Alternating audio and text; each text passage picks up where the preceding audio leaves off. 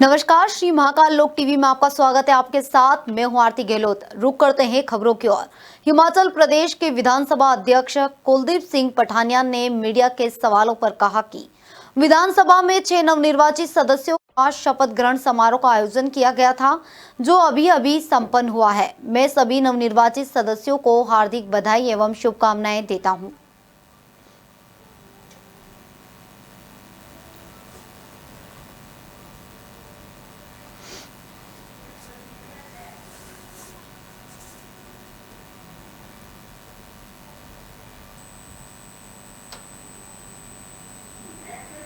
आज जैसा कि आप सबको मालूम है कि आज वो जो 6 नवनिर्वाचित माननीय सदस्य हैं, उनकी शपथ समारोह आज विधानसभा की लाइब्रेरी के हॉल में रखा गया था, जो अभी संपन्न हुआ है। मैं उन सभी सामान्य सदस्यों को जो निर्वाचित हुए हैं अभी 6 सीटों पर, उनको अपनी ओर से हार्दिक शुभकामनाएं और बधाई देना चाहूँगा और पूरा सहयोग एज ए अध्यक्ष सदन के संचालन में मेरा उनको मिलेगा और मुझे उनसे भी उम्मीद है कि वो हिमाचल प्रदेश के हित से जुड़े हुए विषयों को हिमाचल प्रदेश के विधानसभा के माध्यम। इधर हिमाचल प्रदेश में होने वाले विधानसभा उपचुनाव पर बीजेपी नेता जयराम ठाकुर ने प्रेस कॉन्फ्रेंस में कहा कि हम लगातार आगे बढ़ रहे हैं और पूरा विश्वास है कि हम हिमाचल में 3 विधानसभा क्षेत्रों में आगामी चुनाव जीतेंगे।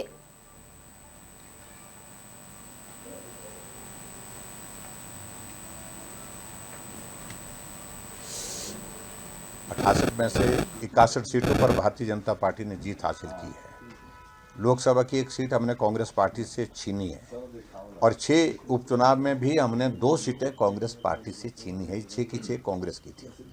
हम लगातार आगे बढ़े और अभी जो उपचुनाव हिमाचल प्रदेश में 3 विधानसभा क्षेत्र के हैं, वहाँ भी हम जीत हासिल करेंगे, ऐसा मुझे पूरा भरोसा है। देखिए, मुख्यमंत्री जी कुछ भी कहें, लेकिन अभी जो है वो सियासी तौर पर अगर हम देखें, पॉलिटिकल एनालिसिस अगर हम करें कि चीज़ें अभी जो है अभी भी शांत नहीं हुई है।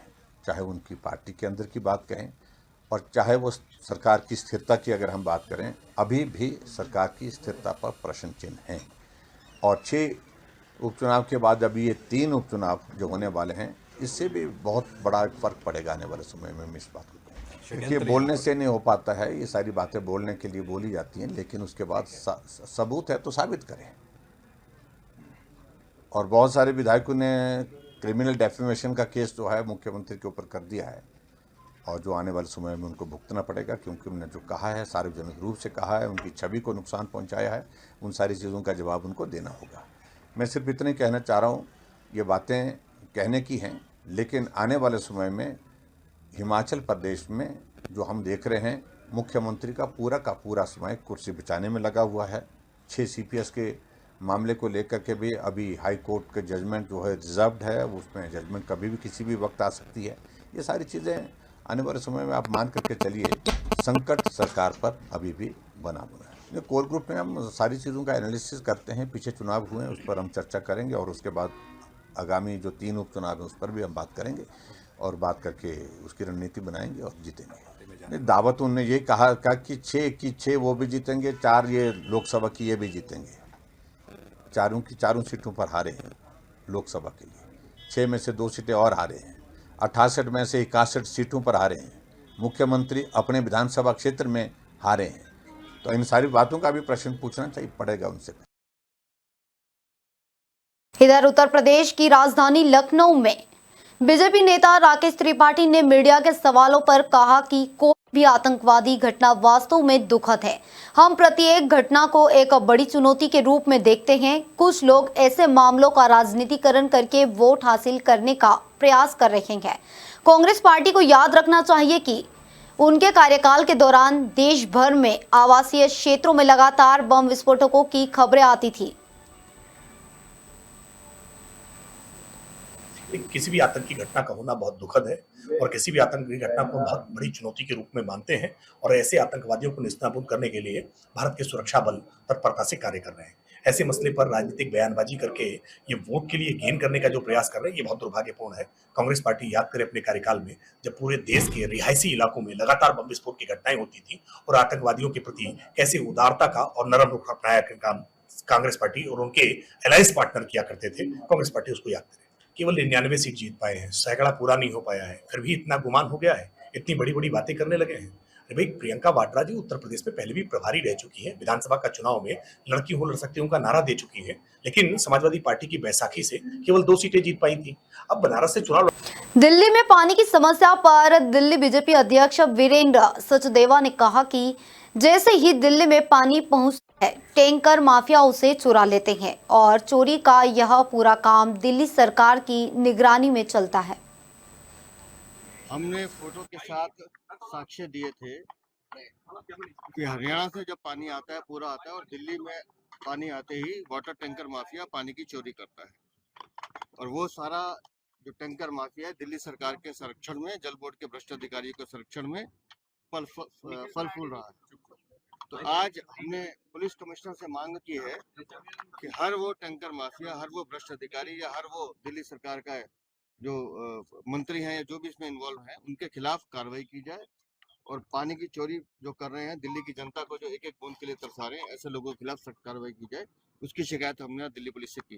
कल हमने एविडेंस दिए थे, प्रेस कॉन्फ्रेंस करके दिखाया था कि मुनक नहर पे जब इधर राजस्थान के राजसमंद लोकसभा सीट से नवनिर्वाचित बीजेपी सांसद महिमा कुमारी मेवाड़ ने कहा कि राजसमंद परिवार की जनता के साथ साथ सभी कार्यकर्ता और पदाधिकारियों को हार्दिक शुभकामनाएं।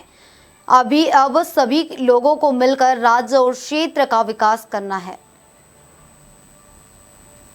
अभी मैं दिल्ली से आई हूँ और वहाँ पर भी बहुत ही अच्छा रहा और प्रधानमंत्री जी से मिलने का मौका भी मिला, वहाँ पर बातचीत भी हुई और मैंने बताया मैं राजसमंद मेवाड़ से जीत के आई हूँ, तो उनको बहुत खुशी हुई। उन्होंने बोला हाँ मीराबाई की नगरी के हैं।